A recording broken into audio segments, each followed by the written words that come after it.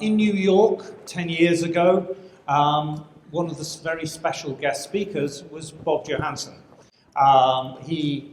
It's the only Fred that I haven't been to, but it's still a legendary session amongst the Freddies who were there. And we thought of nothing better, not just to bring Bob back from that sense of continuity, but also he is one of the great forward thinkers of time. And so therefore, we're bringing him back as being there at the creation, but also to propel us into that next decade and make us think about new things and the increasingly changing world. On your chairs, you'll have seen during the break, we've put his new book for everybody. Yesterday afternoon, I had a chance to read a big chunk of it. As I was saying to him in the break, I think it's fabulous that there's a leadership book that's not 587 pages long. So it wins just even before you open it. But then when you do open it, it is just full of gems. And so Bob is going to talk about the book. He's also brought one of his colleagues with us to visit us. Gabe Cervantes is also going to be taking part in this morning's session. And really, without further ado, I would like to welcome Bob to the stage.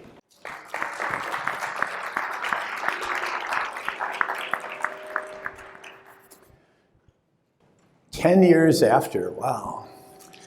So I first met Kelly and met Second City thanks to one of your colleagues, Karen Coker, who's in the back of the room. Hello, Karen. She was at Cigna at the time. She's at Microsoft now. And I was doing the keynote for her top 250 leaders, including the CEO. And I did my keynote. I thought it went really well. And then they announced Second City. And they came up and did an improv routine off of my keynote. My first reaction was, that Karen, she should have told me in advance. But then I was glad you didn't, actually, because it was, as you see, I'm kind of easy to tease, and you'll see the potential for improv built into this very talk. But since then, I've been on Kelly's podcast several times, and they didn't mention that, but I highly recommend. It's called Yes and I've been on it twice, once about this new book. He's a wonderful podcast host as well. So I'm here today to talk about the new leadership literacies, but most important with your group, I'm here to stretch the new leadership literacies and to demonstrate a reality at the Institute, which is everything we do now is cross-generational teams. So I've got my colleague Gabe with me. I'm going to be doing the warm-up act and kind of framing the conversation. And then Gabe's going to come up and introduce some new research we're doing on spectrum thinking and spectrum diversity.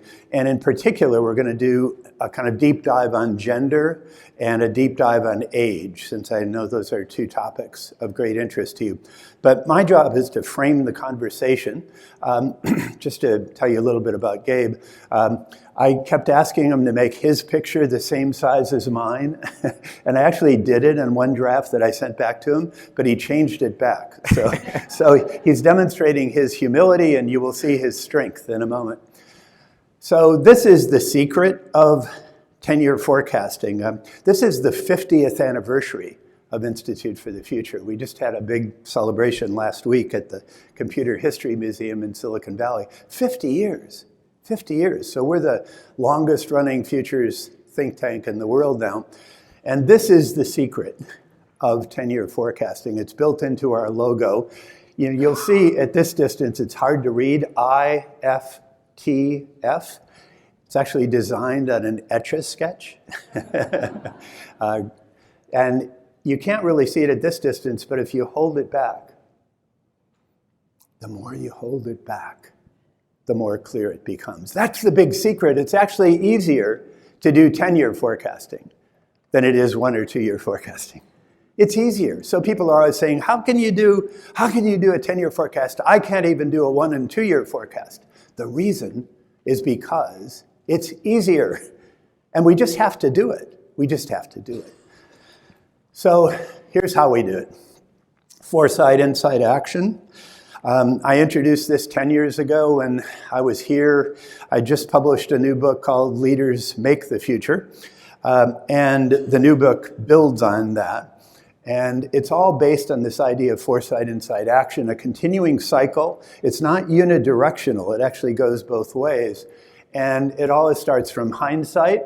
So hindsight is your stories about the future that you tell yourself. And the neuroscientists tell us that we all have these personal neural story nets, whether we like it or not. And they're the stories we tell ourselves about the past, the present, and the future. You're doing that right now.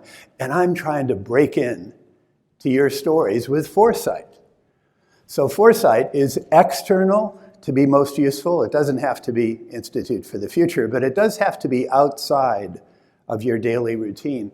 And it's a story from the future, plausible, internally consistent, provocative, with signals to bring it to life, to bring the forecast to life. And it's not a prediction, it's a provocation. So it has to come from the outside, and it's got to provoke your insight. So notice it's external foresight. So I'm going to share my foresight with you today, but it doesn't matter if you agree with it or not. It only matters if you're provoked by it. In fact, some of the best foresight is the foresight you don't like, because it provokes you to think something you hadn't before. And an insight is an aha that creates a new story, a new pattern of connections in your brain. And once you've had an insight, you can't go back. You can't go back. So ideas are really important, but ideas are easy compared to insight. Insight is scarce. Insight is magical. Insight is profound. I hope you have one insight coming out of this 2 hours we have together. And ideally, the way we get evaluated is, does it lead to a better decision in the present? And again, it's an agile way forward expressed with a story, ideally. That's the goal. So that's the way we get evaluated as futurists. It's not whether the predicted future happens. That's the way you evaluate a fortune teller. The way you evaluate a futurist is, does the foresight provoke an insight that leads to action? So leaders are in the middle, constantly cycling from foresight to insight to action. Notice this notion of story and neuroscience. This is from the recent research published by Kendall Haven and funded by DARPA, our Defense Advanced Research Projects Agency, that has now combined master storytellers with fMRI neuroscientists. So basically told people stories while their brains are being scanned in an fMRI. And they've concluded now that our brains are wired for stories. If they don't hear stories, they make them up. They make them up. So as leaders, you have to be a great storyteller. Now, part of my background is I went to divinity school. So I went to the divinity school Martin Luther King went to, and I was there when Dr. King was killed. And it changed my life in a profound way. I already knew this because I'd gone to divinity school and I study world religions. Now we have data. Now we have data. So this is just obvious now. So there's no excuse not to learn from it. So notice I went to Clay Christensen's CEO Summit this year, the 10th summit that he's done. And Clayton talks about this in a way that is very compatible with what I do. And here's how I closed it. They used this book at the close of this summit. But what Clayton says is where we are today is present forward strategy. You know, we have 1-year plans or 2-year plans or 3-year plans. That just doesn't work in the future world we're facing. Instead, what he says we need, and what Innosight now teaches, his consultancy, is future back strategy. You have to go 10 years out and work backwards. And what we call at the Institute a custom forecast, which is mostly what I do now, he calls an impressionist painting. And you can't predict the future, but you can do a pretty good job of an impressionist painting of where things are going. And then scenario planning goes off of that. Design thinking fits here. And our forecast is that futures thinking will be as popular as design thinking 10 years from now. So the Fred Forum 10 years from now, a lot of you will be futures thinkers. You'll be trained in it, and you'll be trained in how you combine that with design thinking. They fit together perfectly. The Institute now, we're an independent nonprofit, and 4 times a year we do training where we teach people how to be futurists in 3 days, and they're on our website if you're interested in going. The next one is in Venice in November, but we do 4 a year in Palo Alto. So a little bit of the futures context. I introduced the concept of VUCA at the first Fred meeting, and the term was coined right after 9/11. And I just happened to be at the Army War College in Carlisle, Pennsylvania, the week before 9/11. Now, I'm not a military guy, but it turned out that experience changed my life too. I learned when I was there that the Army War College was the slowest moving, was the least innovative, was the most hierarchical of all the military graduate schools. That was before 9/11. After 9/11, they started referring to themselves, as they still do, as VUCA University. And I said, whoa, that's interesting. And they invited me to come back and bring CEOs and bring senior executives and meet with senior military people, a few politicians, and other nonprofits. And I've done it 15 times since then. And gradually now I've worked my way into the faculty and I've been promoted. So I now teach the new 3-star generals 5 at a time on their first week in Washington. And I'm under what they call the non-attribution policy, so I can share some of the things I learn. I just can't attribute it to individuals. But this is the big lesson. It's a VUCA world, volatile, uncertain, complex, and ambiguous. This photo, which I've actually been showing, I showed it 10 years ago. I didn't realize it until this year. It was classified when I was showing it. And it's recently been declassified and made into a movie. So the 12 Strong movie that just came out this year, that's the horsemen that were in the picture. And it was given to me by the commandant of the Army War College, so I figured I was okay. And here's the forecast. The VUCA world will get even more VUCA. It's going to get much more VUCA. So that's the starting point. It's a VUCA world, and it's going to get much more VUCA. Here's the way I'd characterize the next decade in a single word: scramble. Scramble. It's going to be a scramble. And many of the things that are stuck now are going to get unstuck. Now, I focus my life 10 years ahead, and I've been doing that for more than 30 years. I'm not an expert in the present. But I notice what's going on in the present. I'm looking for signals. And I think the people who are good at unsticking are not going to be good at putting things back together again. So I think what you're going to find over the next decade is there'll be an extreme number of unintended consequences. And we're seeing that already. So it's a ripe time for innovation. A ripe time for innovation if you're ready to play beyond the polarities of the present. You get stuck in the polarities of the present, you're in a no-win game. But if you can take the long view and figure out where things are going directionally, it's a great time to innovate over the next decade. So here's my summary forecast out of the book. Anything that can be distributed will be distributed. Even though this is a VUCA world, I'm sure this is true. I'll explain it in some detail. I'm happy to provide you more detail. It's in the book. Our technology is going to fuel this.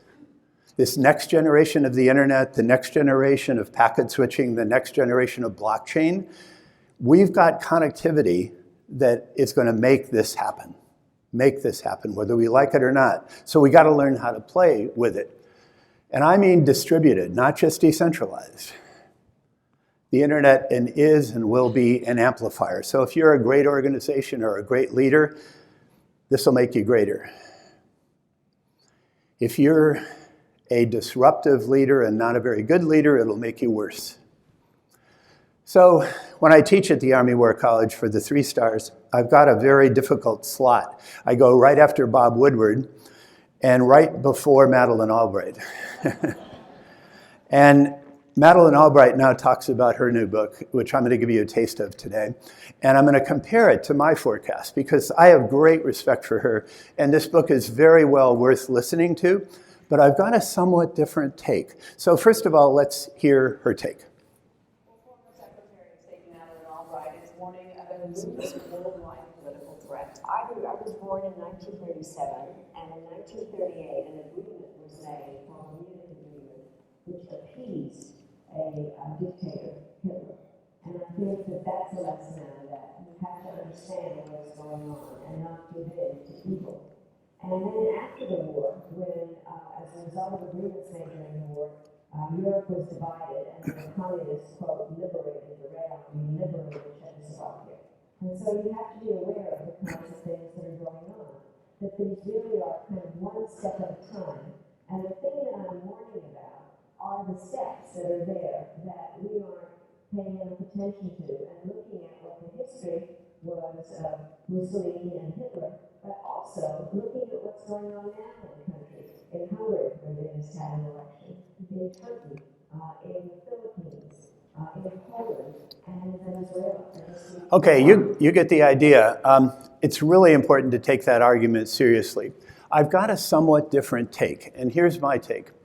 The big risk is that we'll lose the ability to govern ourselves. The big risk is not fascism and totalitarianism, in my opinion, because it's going to be much more difficult. In a world where anything that can be distributed will be distributed, it'll work for the short term, and we're seeing that in various political movements around the world. It's not sustainable, I don't think, over a period of time. But the case is out. I think you should listen to Madeleine Albright, and you should listen to me. I'm a lot more optimistic about this particular question, because this is the way organizations will look in 2030. This is the org chart of the future, and it's an animated org chart. And it's got good and bad news, but it's always moving. So if you're thinking about organizations 10 years from now, it's going to be shape-shifting. It's going to be a shape-shifting landscape that is going to be inevitable in this world that anything can be distributed will be distributed. So we won't have a choice about this. The choice we'll have is how do we shape those shape-shifting organizations. And there's good news and bad news. The good news is more flexibility to scale up and down, more ways to make a living, and it's great if you're ready for freelancing. So if you're on a platform like Upwork nowadays, which is the most sophisticated of the gig work platforms, you can make $200,000-$300,000 a year as a software programmer or as a designer. You can have healthcare benefits, you can have retirement planning, and according to the US government, you won't have a job. That's really interesting. On the other hand, the bad news is criminals are better at shape-shifting than the rest of us.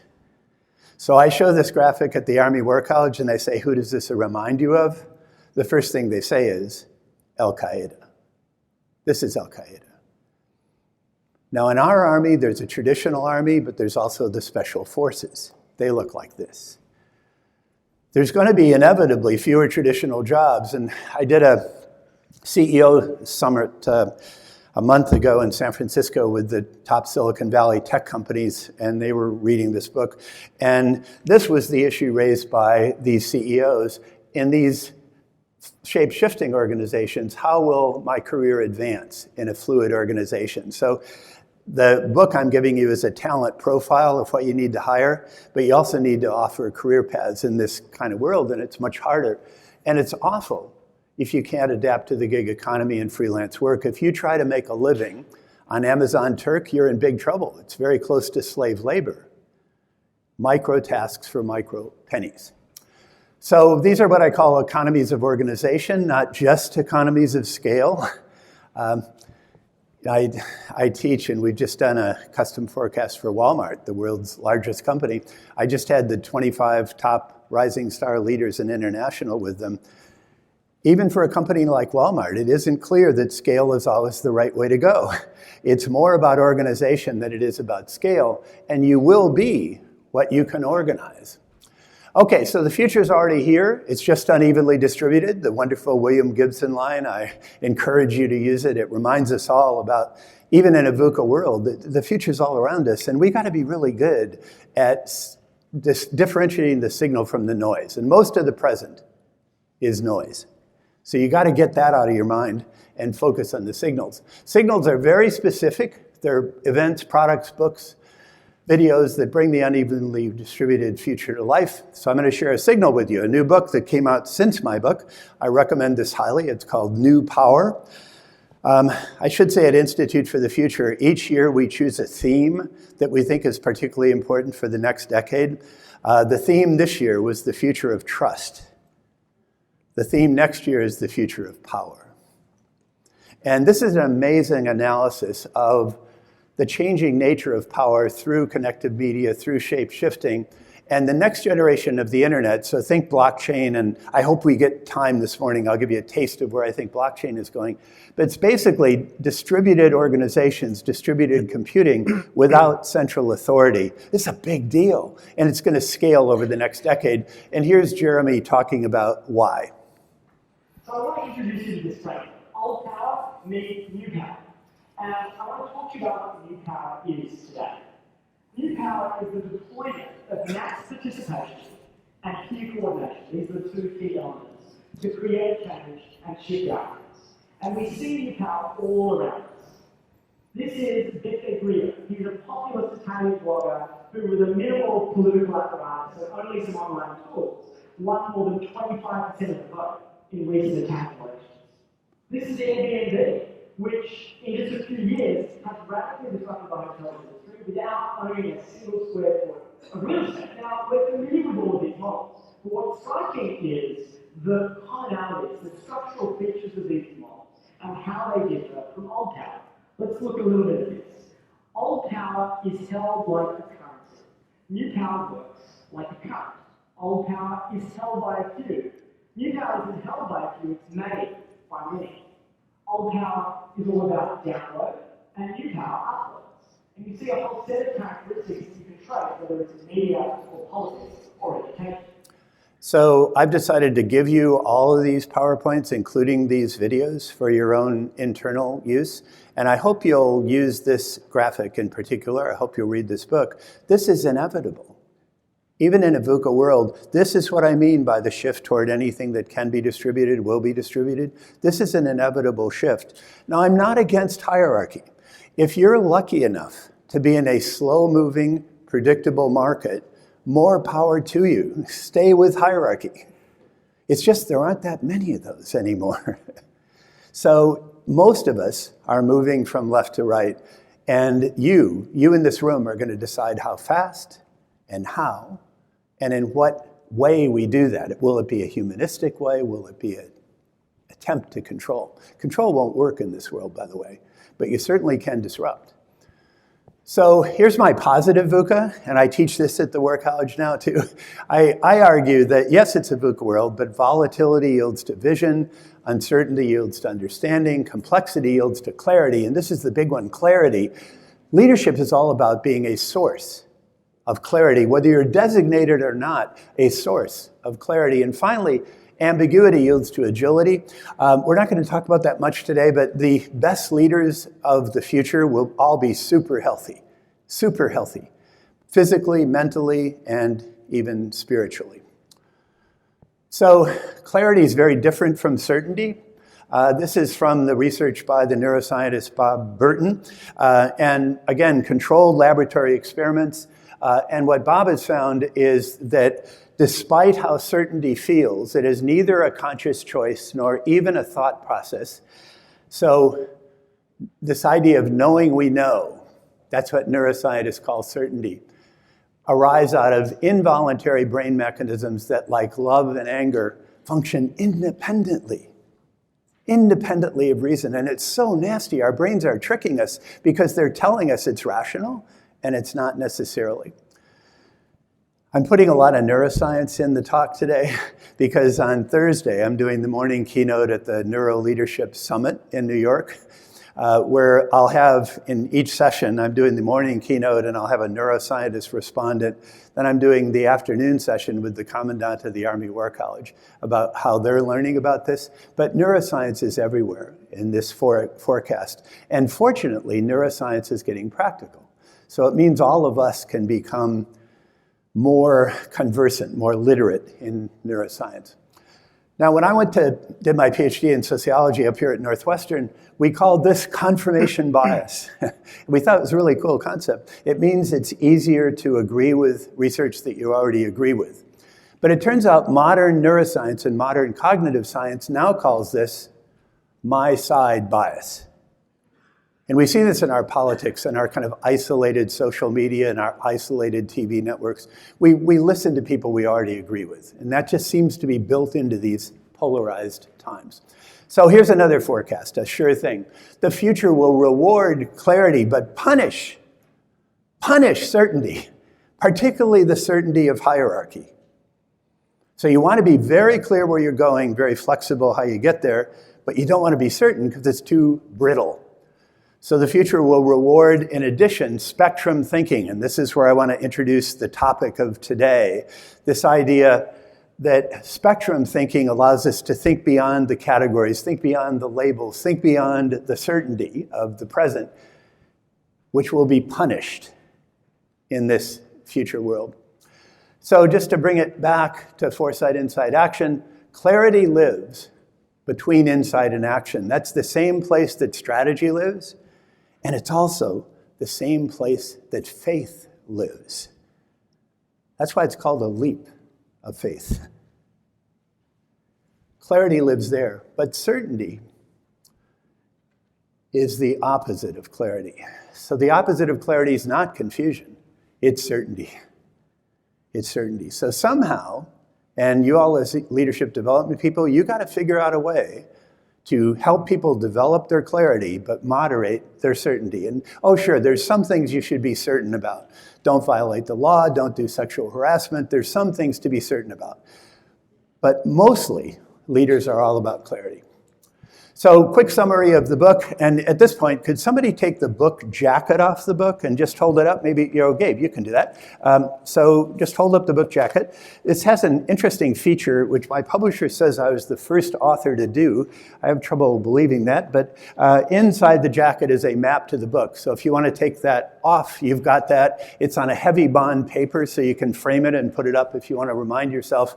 I'm going to quickly introduce it, and then we're going to put it aside, but if you have questions as the morning goes on, I'm happy to drill down. The core literacy is the ability to look back from the future but act now. And it's a combination of the skills I call dilemma flipping and clarity. So many of you have read my earlier book, Leaders Make the Future. It's in the second edition. It's been the best-selling book I've ever done. And I think those are the right skills, but skills aren't enough to thrive in the VUCA world. You need literacies, which are more like practices or disciplines. Then you need to be able to immerse yourself in the future in a low-risk way. I call it voluntary fear engagement. It's basically, you got to become a gamer. And it's immersive learning ability, and it's rapid prototyping. The line we use in Silicon Valley is you've got to learn how to fail early, fail often, and fail cheaply. That's the world of the future. But you got to be a gamer. And the good news is, we're going to talk about age later this morning. We think those 22 or less, those are the big disruption as they hit the workforce, because they're the true digital natives. The millennials are really interesting, but they're already here, and they're not digital natives. The digital natives are 22 or less, and the younger you are, the stronger the effect. And most of those kids are gamers, if their parents let them. And ideally, what the parents do is go there with them, help them make smart and moral choices. But they're going to be bringing this gaming ability to work 10 years from now, and even before. And 10 years from now, when the Fred group gathers, you'll all be gamers. You'll all be gamers, because that is the learning medium of the future.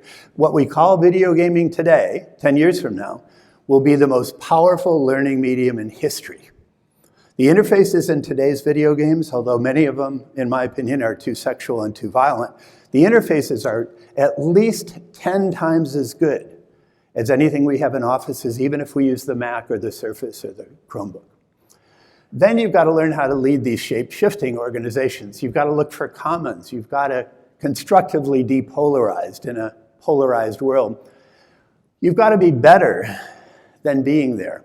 Most of today's leaders are great in person, but they degrade when they're not there physically, and that just won't work 10 years from now in these distributed organizations. So you've got to apply the maker instinct to yourself, remake yourself in this distributed world, and you've got to do what Howard Rheingold first called smart mob organizing. That's what leaders are. And they're not necessarily formally given that authority, but they do it. And then finally, you've got to be able to create and sustain positive energy. And this involves physical energy, and it involves presence. So what you need is the ability to walk into a room and reflect authentic positive energy. Now, I see a lot of that at the break. I'm feeling a little bit of a droop right now, but it's going to come back. And we all have to have that positive energy, and we have to be able to communicate that. And the only way to do that is you've got to be physically healthy, mentally healthy, know your neuroscience, know your brain, and then you've got to have that kind of spiritual grounding, not necessarily religious.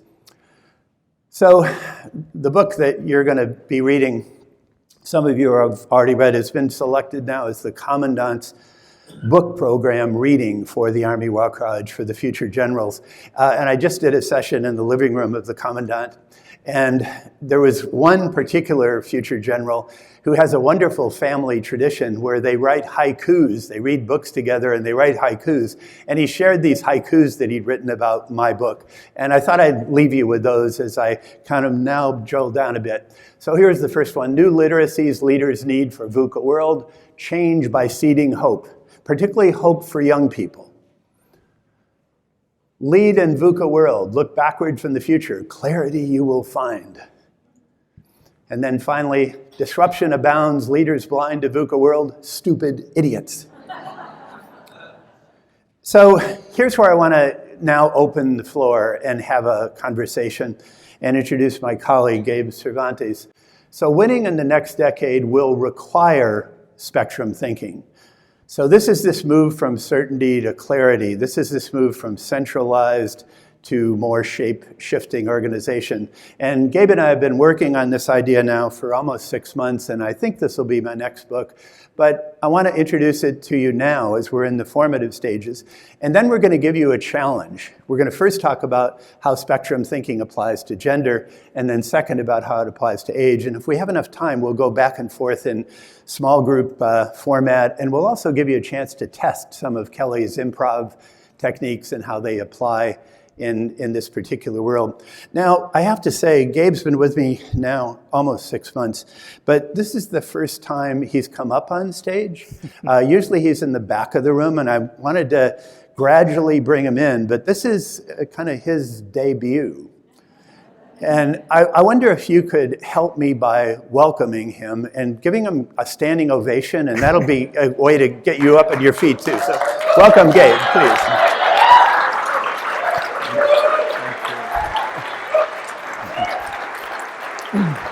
Thank you so much. Thank you. You can be seated.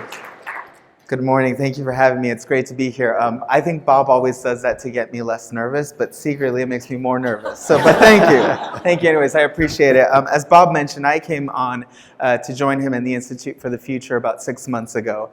I was at an interesting transition in my life, and I had applied for a different role at the Institute. And in the first interview, the first interviewer for a totally different role said, no, you've got to meet Bob. You need to meet Bob. Let's sit you down. Let's have a conversation. I didn't know Bob was hiring for a research assistant. So I sat down very naively for lunch, and we started having a conversation. He said, okay, explain to me why you should be my research assistant. I said, I had no idea. I was interviewing for that here.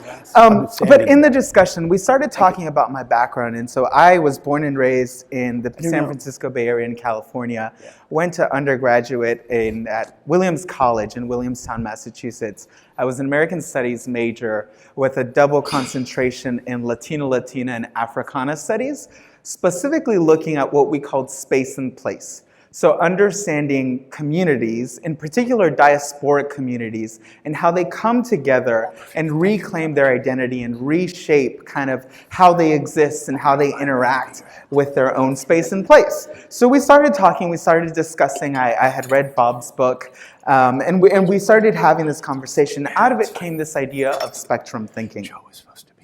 And so what spectrum thinking is, the forecast now is that a major disruption that's going to permeate all aspects of life is this idea of spectrum thinking. And so spectrum thinking will be a technology-amplified antidote to polarization and tribalization.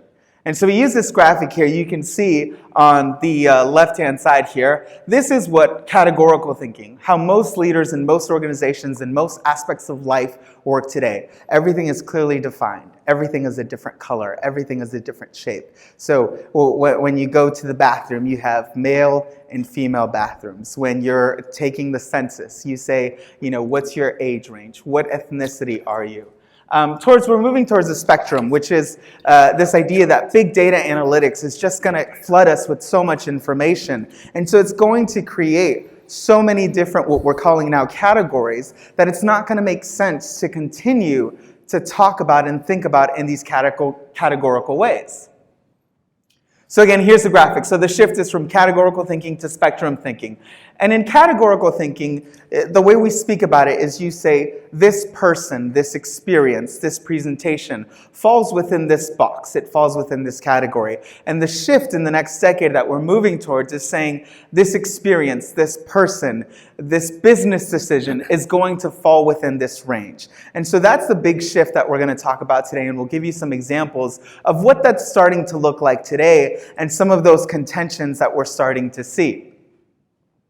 And so recently we were over at EA in Redwood City, which is not too far from our offices. EA Electronic Arts is one of the largest video game makers. And so as Bob mentioned, our research is around young people and their use of video games and the future leadership literacy of voluntary peer engagement. And Zach Anderson here, he's our SVP of Global Analytics and Insights. So he's the big data guy. And the way he talks about big data, he says, I like disruptions, not lines. I don't like to normalize.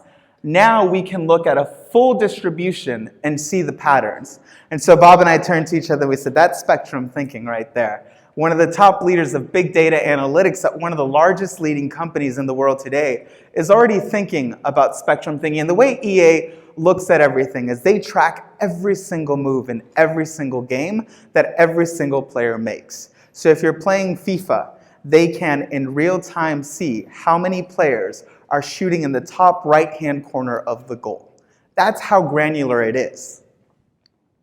And so we said, this is perfect. This is just in time because external future forces are going to require leaders to do spectrum thinking.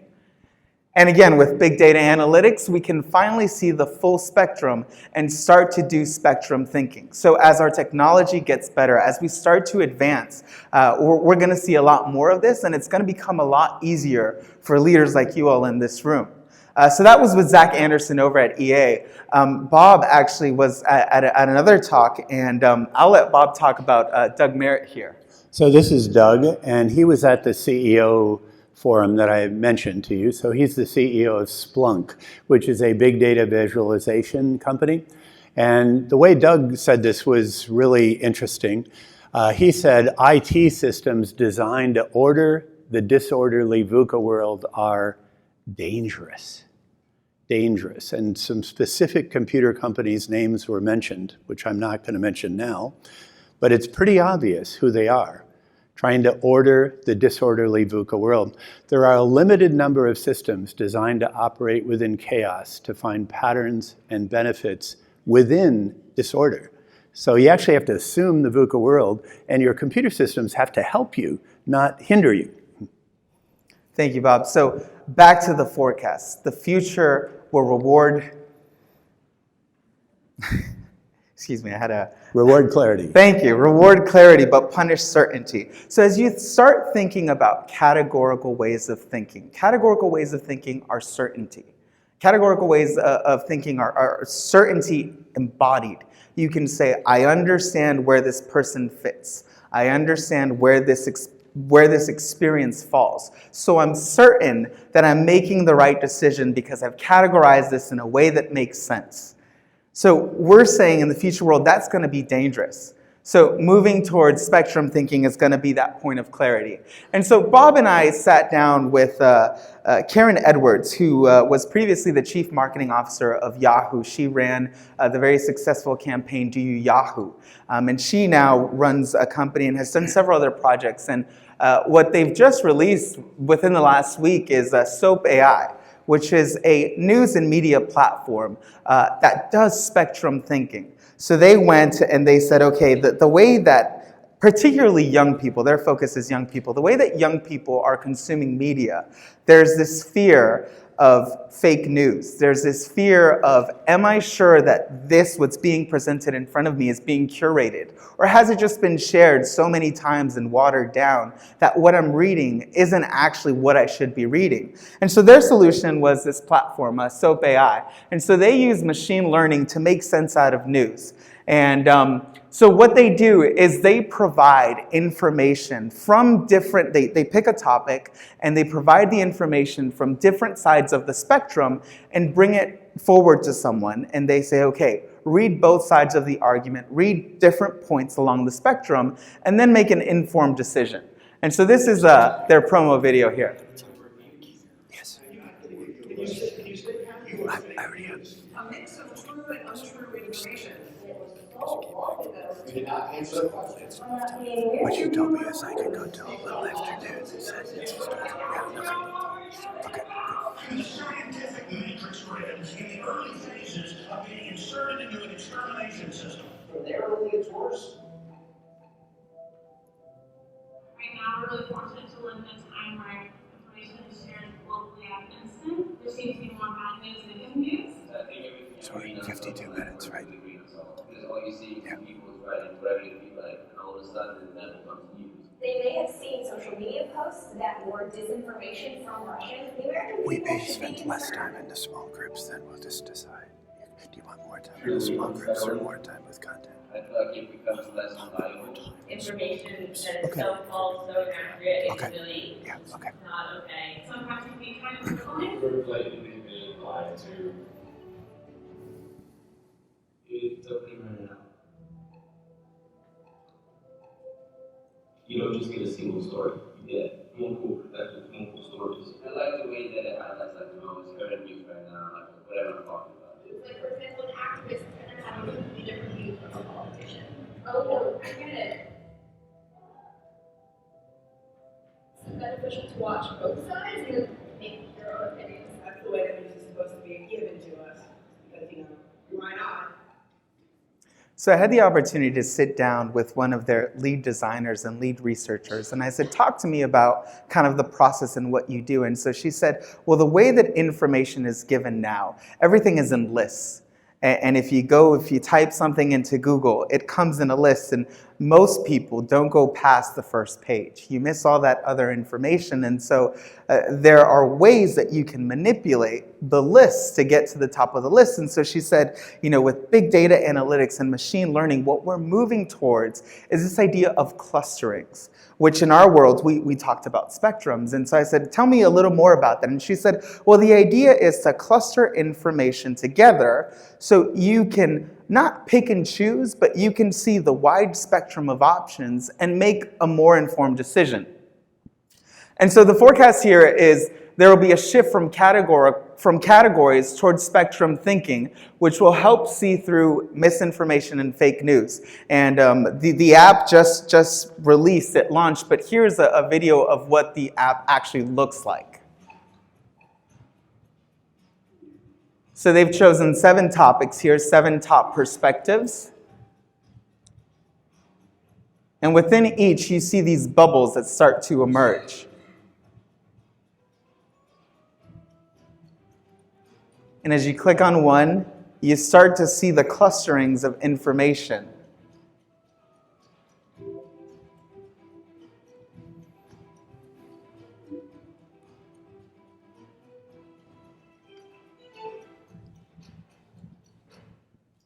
So this is a signal. This is an example of what spectrum thinking looks like, what spectrum thinking, what we're moving towards. And so, spectrum thinking will disrupt the future of almost anything. At the Institute for the Future, one of the things I've learned is if you can put it into the future of X, we can talk about it. And so spectrum thinking is going to start disrupting some of these different categories here. And so the first one we're going to talk about is gender. one of the things that we've seen is we're moving away from male and female towards a spectrum of gender options. So before, gender was assumed, it was static. You were one or the other.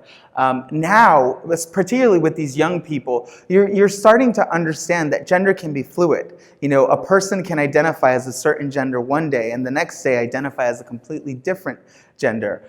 You can't see it just by looking at someone. You have to talk to someone and have a conversation. And so when I came on, I said, Bob, have you heard of the Facebook gender options? And Bob said, no. I said, well, you know, Facebook offers more than just 2 genders. Is anyone here on Facebook? Just a quick show of hands. Wonderful. I'm on Facebook myself. So I went recently when I first came on, and I did a deep dive. And so I said, Bob, I'm going to create a new Facebook account for myself. So this is the landing page you get when you get to Facebook. You can see down here when you sign in, there's a male-female option. So you start to think there's only 2 options, right? As you create your profile, you can go under contact and basic information, and down here at the bottom, there's a gender scroll down menu. So you go from male, female to male, female, and now a third option of custom. So I said, this is interesting. Let me click on custom and see what happens. So when I clicked on custom, next it asks about my preferred pronouns. And this is something that we're starting to see a lot more of. Professional business leaders, people out in the corporate world are starting to include in their email, the bottom of their email signatures, their preferred pronouns. So Facebook social media sites are great about alerting your network of, kind of your birthday, anniversaries, big things that are happening. And so Facebook asks you, how do you want us to tell your network, your group of friends, that you have an upcoming event? Do you want us to say, hey, wish her a happy birthday, wish him a happy birthday, or wish them a happy birthday? So I said, okay, what happens if I do this kind of neutral, right? So I clicked on that, and under the search box here, I went through every single letter of the alphabet, and these were the drop-down menus that happened, that started to appear. So as you go through the entire alphabet and you start to pick out your gender, you end up with a list of 59 gender options to choose from today. Now, I did some more digging, and Facebook has actually gone from 76 down to 59. I know there's a couple of folks here internationally. If you go to Facebook UK, the number in the UK is something like 76. So the forecast here is identity will be determined by a spectrum of gender options that will be more important and more difficult to categorize. And gradually, all of these categories will become a spectrum. Now, one of the first reactions that I get from showing this is, okay, so now you're saying there's 59 gender categories, and that's not at all what we're saying. What we're saying here, the forecast is that this idea of gender and understanding someone's gender is going to be very, very difficult. So being certain about someone's gender identity is going to get you into some trouble in some places. And so all these different categories that you see, and there are other sites that have more than 59, more than 76, it's starting to create this spectrum. And that's being driven largely by what we're calling the 2010 threshold. So these are kids who today are 22 years of age or less. And so what they're like, we've done some research and we've talked to them. I was out in Saudi Arabia doing some research with young people out there, and this is a global phenomenon. And so these young people are accepting of diversity. What they say is they like raw diversity. They don't like this photoshopped college brochure picture where there's the one African American, there's the one Latino, possibly Native American person. They say, we like raw diversity. Don't line different colors and different genders and different shapes. Just give it to us like it is. They think in terms of spectrum diversity in every aspect of their life. When I talk about the 59 gender options with folks who are 22 years of age or older, you sometimes hear a gasp. You sometimes see a collective, almost physical, kind of recoil. With these young people, they don't know sometimes that there are 59 gender options, but when I say it, they're like, yeah, that makes sense. I understand that. These young people, they say, I am my social network for work and for life. So this idea of spectrum thinking and their networks and how you kind of project yourself to your network. This is not just for work. This is not just for life. This is a blend of both of them. They live in this blended reality with continuous partial attention. What we think of today as multitasking, they're much better at that. And they're gamers. As Bob mentioned, they have a gameful mindset, and so they're going to be much more ready for that. And so the forecast here is that young people will be very fluid in their thinking about gender. And this will be a global disruption. Of course, there are certain parts of the world where this may take a little longer to be adopted, but as we're thinking out into the next 10 years, this will be much more prevalent. So here's another signal that you see. In China, the hottest boy band right now is actually 5 androgynous girls. And the way that they talk about it is, it's still a boy band. But the way that they refer to themselves is beautiful youth, these young people. And so the FFCA crush, the group members' gender identity is not a secret. Everyone knows, but they're still called a boy band. They still refer to them. They've gained lots of popularity. And the A in A crush stands for androgynous. The group that has developed them is actually developing an N crush and an E crush coming up to the future. So, Gabe, I'd like to get to the small group discussion. So could we skip the rest of this signal and definitely. jump right to our small group task? Okay. Oh. All right. So one of the things that I just came out with recently, I saw is a signal out of New Zealand. And so a weightlifter competed first professionally as a man, had identified, was born as a man, went and became a trans woman. And yes, Bob. Just a quick pause. You're going to deal with this case, so pay close attention to it. Okay. Thank you. So first competes as a man, as Gavin Hubbard, and then comes back after a couple years and starts competing as a trans woman.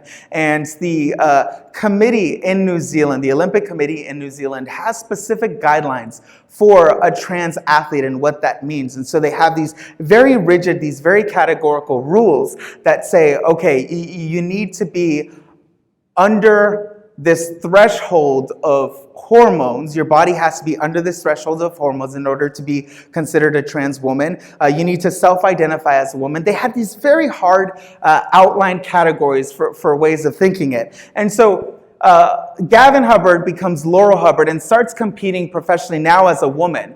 And in April of 2018, Hubbard starts competing professionally again in New Zealand. And there was a lot of controversy around that because Hubbard's first, what they call the snatch, was 15 pounds heavier than her closest competitor's best snatch.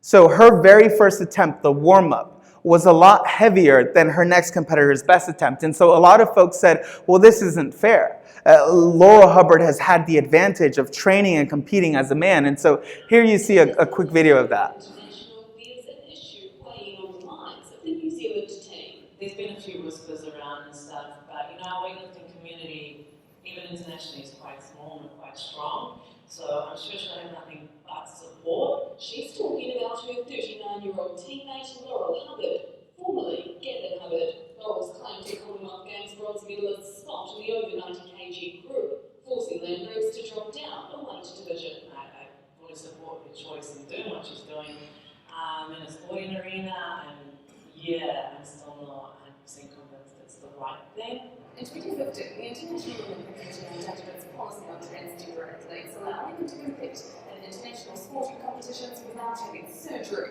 It states women must keep their testosterone levels below a certain threshold for 12 months before competition.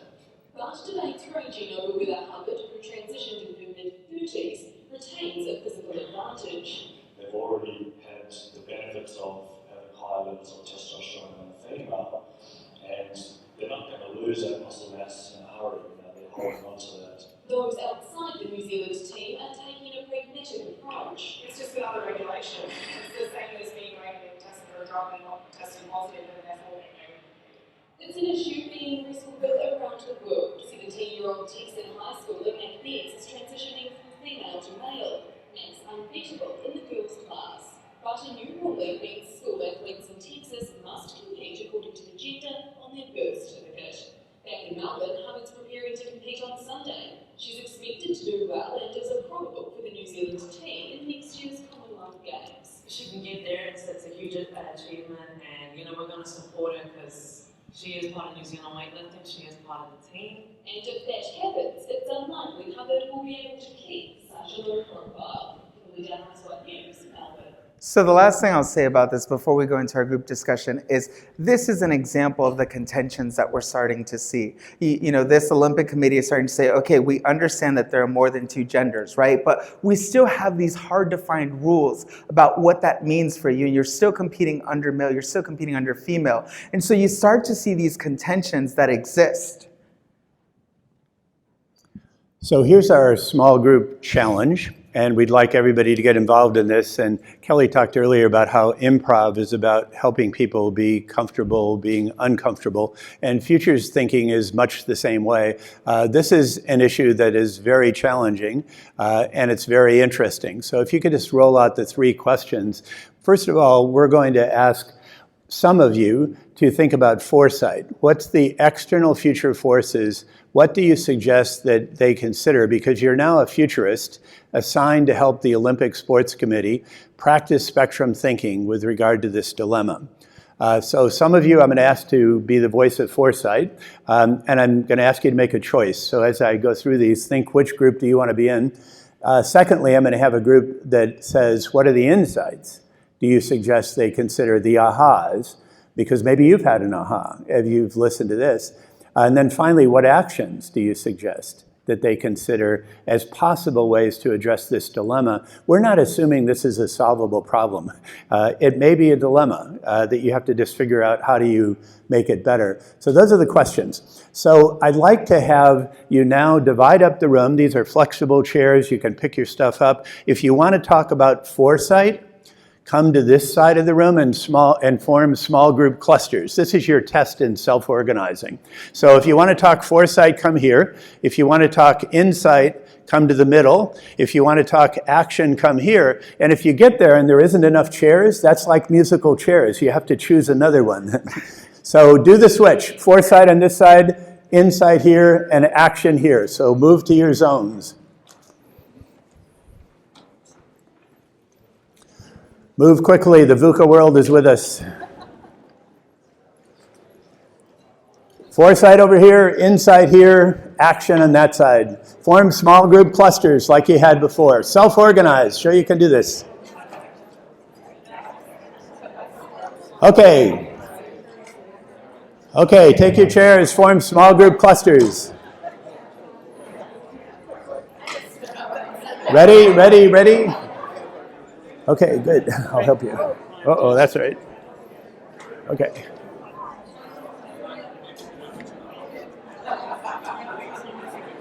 Okay, form your clusters. So we've got a lot of foresight people, a few insight people, and a very small group of action people over here. That's interesting voting here to find. We got a lot of futurists, a few insight people, and then so come in close. This group is going to be better if you're 2 groups. Can you divide into 2, you action groups? This is pretty big. Or move in closer so you can hear each other.